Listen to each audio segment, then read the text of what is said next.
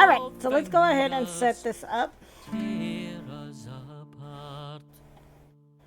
Okay, it says adjust the brightness on the screen until the symbol on the left is barely visible.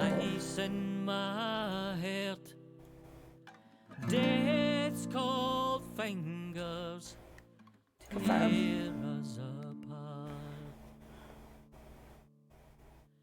Graphic settings have been auto-detected and applied. You can change these settings later. Okay. The games will automatically save your progress. Do not turn off your PC while you're see the saving prompt on screen. Okay. Definitely looks like a lot better than what I remember. It's gorgeous, actually. Now there it lies a fairy rise to bring him we'll keep it a tavern song. Because this is actually my first time playing the Bard's Tale series, so we'll leave it at that. Control scheme, probably mouse and keyboard, but you do ideally can do gamepad and mouse and keyboard. Movement mode, I'm gonna do grid move. I would prefer to do grid move. That's just skill puzzles off or on. We'll leave that off. We'll keep it pretty much because I don't want to skip puzzles. I want to figure them out. Or should I turn it on? From below, blood on the snow, bright crimson on. I think I'm going to keep the skippable puzzles off because I feel like that would take away from the game if I turned it on. But at the same time, I'm like, if I get to a puzzle that I can't solve, should I? You know what? Let's just turn it on. Why not? I'd rather have that cushion. And then a name for the game. We're gonna call this, as I like to call it, Ready Set Indie Game. Is what we're gonna call this. This looks gorgeous, though.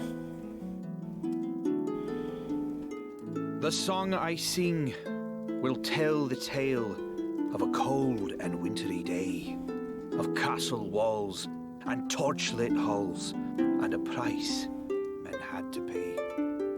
When evil fled and brave men bled, the Dark One came to stay, till men of old, for blood and gold, had rescued Skara Brae. The voiceover is off on this a little bit. It's like a second off. I don't know, it drives me a little nuts, but I can live with it. I can. It's not that big of a deal. I probably shouldn't have pointed it out. Surprise! Ambushing a group of enemies from behind will cause their battle formation to flip. Okay.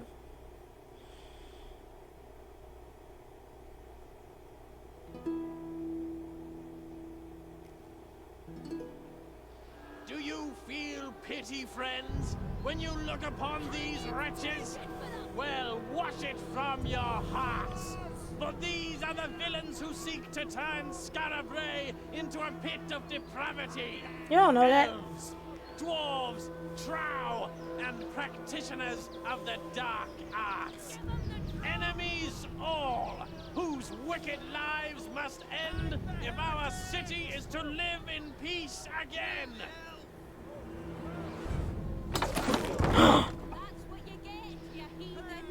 Ooh, well that escalated. Children, shall the Sword Father smite all who befriend the old races. He shall drive the elf and the dwarf back to their wretched holes. He shall burn the witches and warlocks who make pacts with them. He shall cut off the tongues of the bards, sing of them. Oh, that's a bad business. And no mistake. Okay. I don't understand. What did they do? What was their crime? Their crime? Existing was their crime. The Fatherites don't like our kind. Come on, before those paladins give us a second glance. I'll give them a second glance. And maybe a... Yeah, Melody, just go. Oh, here now. Save it. You'll only get yourself killed. And we need you. You're gonna save Skara Brae. You're looking at me like you think old Robbie's had a few too many. Well, maybe I have. But this is no drunkard's fancy. You've been in my dreams 7 nights now, and each one with the same end. You the hero, and me lost. They all start with some evil slithering out of the darkness, and you driving it back from whence it came. Okay. But I don't make it to the happy ever after. Oh. There's a moment right at the end where you could save me, and instead you choose not to. You just turn away and leave me to be buried alive. So then why would you want me to help you? Well, maybe that means I shouldn't trust you. But you're the best hope we've got. So I guess I'll just have to pray that part's not true.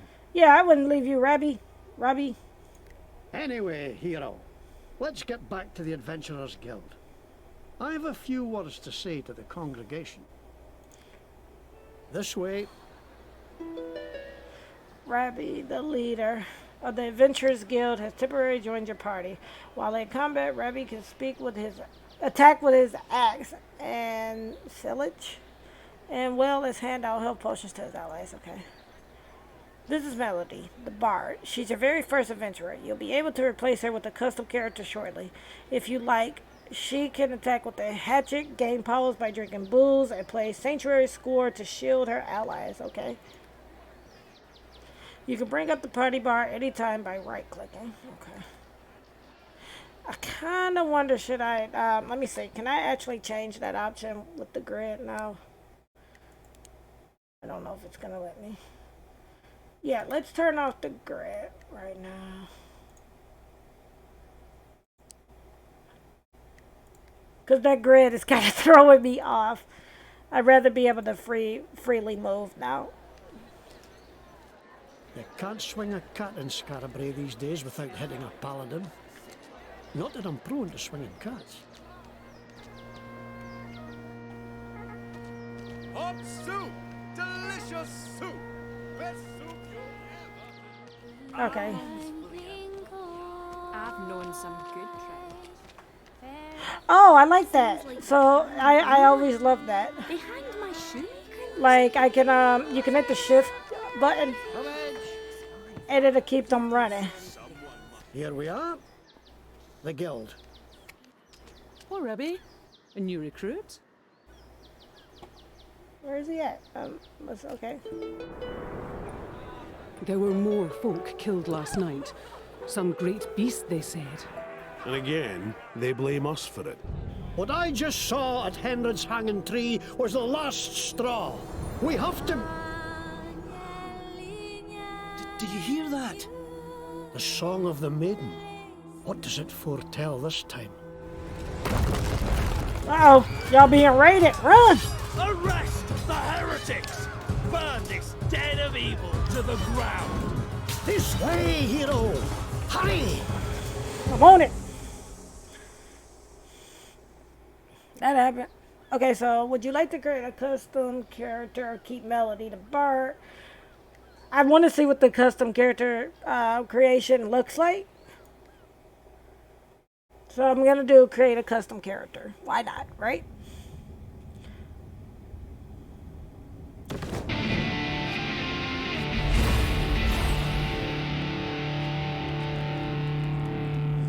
Okay.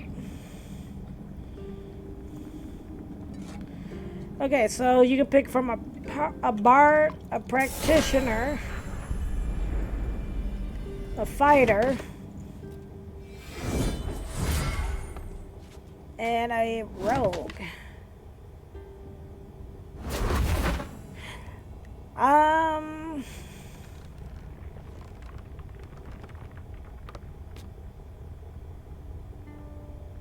So practitioner, I'm assuming, is a magic user. Okay, so bard. Bards use spell points to tell stories so grand that they carry mystic properties along with them, imbuing the listener with the essence of the song. Bards provide powerful buffs and debuffs to your party, though can be a serviceable companion in a pinch. Bards gain their power through good humor and a wet whistle, meaning they gain spell points and bonuses from drinking on the job. And the practitioner, like I said, that's a magic user. A fighter is your melee. Or do I want to be a rogue?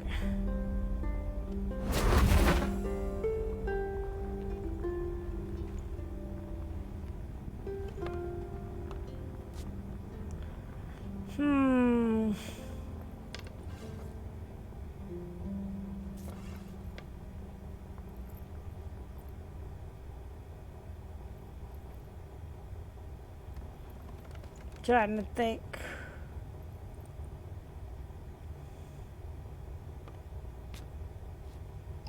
I do have a D20 around here. So, we are going to make it simple here. I am going to roll for this. Because I have a D20. Why do I have a D20? Because, well, I play D&D. So I have a D20 sitting around here. Here it is. And what we will do is 1 to 5. I will be a bard. 6 through 10, I'll be a practitioner. 11 through 15, I'll be a fighter. And 16 through 20, I'll do rogue. So we're going to roll for this. See, here's my D20. And we're going to roll for this.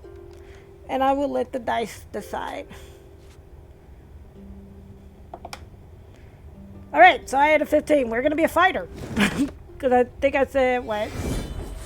10 through 15 would make me a fighter. So we're going to be a fighter. Okay. So next is culture. We have a human, a Bade. Oh, I like that one.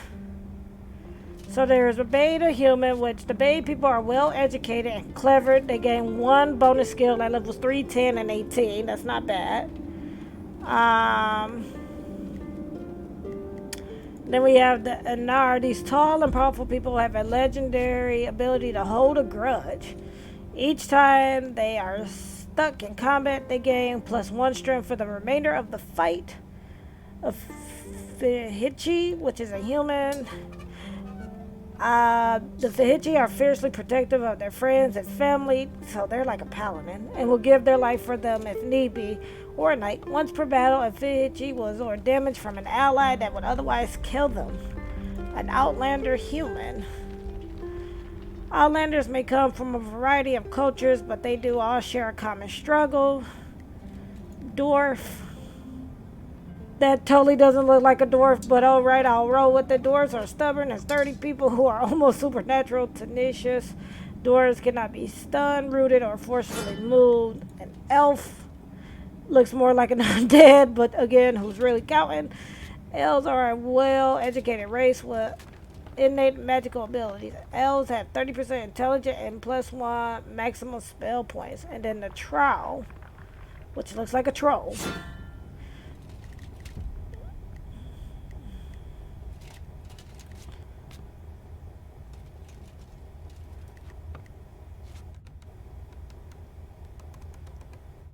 Okay. You said it looks like a wood elf? I don't know if it really looks like it looks like a troll. like a troll to me. I don't know why, but it does look like a wood elf. So there's 7 of these. Again, we're gonna roll another D20. So 1 to 3. Well, that gives me 21. So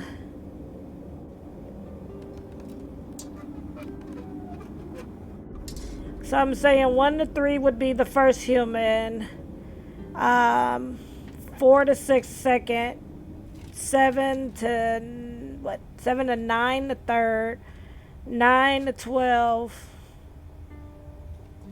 Or 10 to 12. Okay, so the first human would be, I'm going to say 1 and 2, 3 and 4, 5 and 6, 7 and 8, 9 and 10, 11 and 12. Yeah, but see, that only takes me up to 14. So up to 3, 6, 9, 12, 15, 18, and then 20. We'll let the dice. Oh, the greenish looking elf. Okay, we'll let the die decide what my culture is gonna be. I rolled a 2, so I am playing as the Bade people. Your wickedness will be punished. Come That on, works. fight. You make me sick. That sounds legit. Gwendolyn?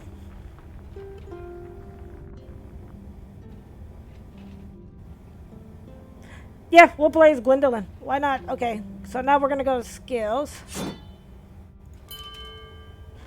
And I get 3 skill points. Okay, welcome to your skill tree. Each time you level up, you earn a skill point, which can be spent to unlock the new skill. Confirm. Click here to swap between a different skill. You wish this ran as good on your PC.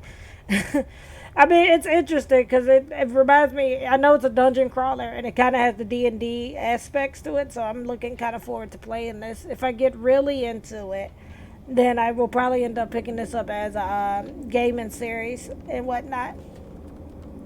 Click here to swap between the different skill trees of your adventurer's archetype, attack, defense, and utility. Because she's actually a fighter. They're smart. I was going to say maybe kind of a tank. So your skill tree is broken into 3 tiers. To unlock the second of tiers of skills, you must spend 8 skill points, right? To unlock the third, you must spend 16. The first time you unlock a tier, you'll have to travel to the Adventurers Guild to be judged worthy of advancement. That's pretty cool. And while creating a character, you're allowed to freely spend and refund skill points until you're happy with your character. You can refund a single skill point by right-clicking on a skill, or you can refund all skill points by pressing that button. Okay. Okay, so outside of the character creation, you must pay the review board 1 mercenary token to have your skill points refunded. So choose wisely. Okay.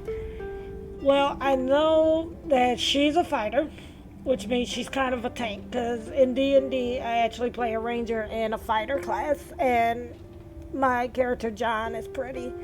Because, ironically, the character that I play in D&D, John, he was an NPC that I ended up taking over from the DM to kind of give the DM a little help, and so now I actually play 2 characters in D&D, so.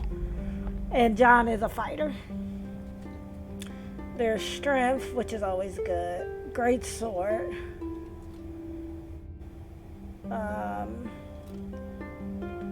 Great sword.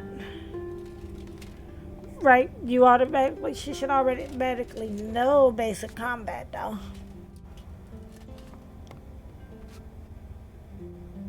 I'm assuming, no, maybe, let me see. Yeah, she already knows basic combat, so she already has a +4 to strength. Lumber and strike, channel 1, deal 4 physical to first enemy in range. That's not bad. Head knocker. Battle ready, deal 3 mental to first enemy in range. Okay. Then that's a passive. Critical hit. Sword ability, storm of blades. She could do axes, but I'm pretty sure that I'm probably going to do swords. So, let me see what she got for defense. Shield. I don't know if I want her carrying a shield, though.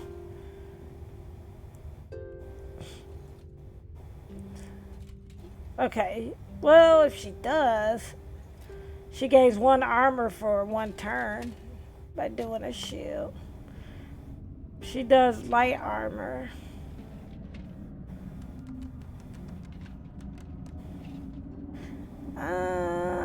Constitution is always good, because Constitution helps with hit points. Command. Sense of purpose.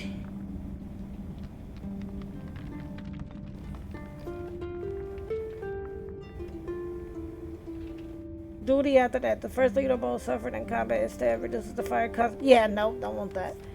Honor strike. Deal plus 25 damage versus targets that are fixated on you. That's actually a good one to have. Intelligence. And then crafting.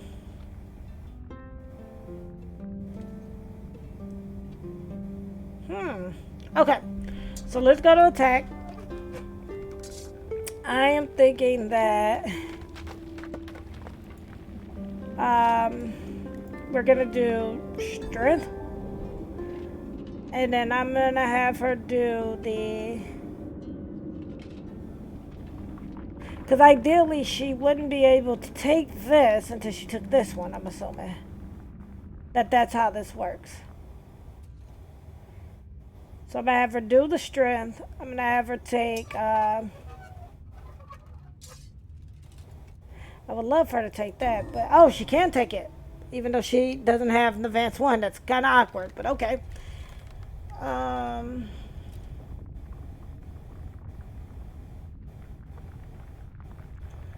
didn't like that one.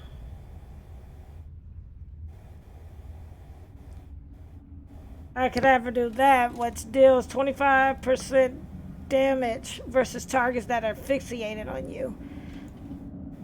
Nope. Okay. So we are going to then take the defense and have her be able to wear light armor at least. Okay. So finalize that.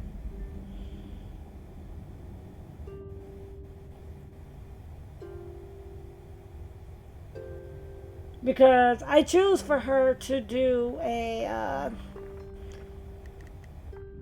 I choose for her to do long swords, and then they give her a hatchet, which is an axe. So let's go back. Because then that's pretty much probably not gonna help you. No, I have to do it this way.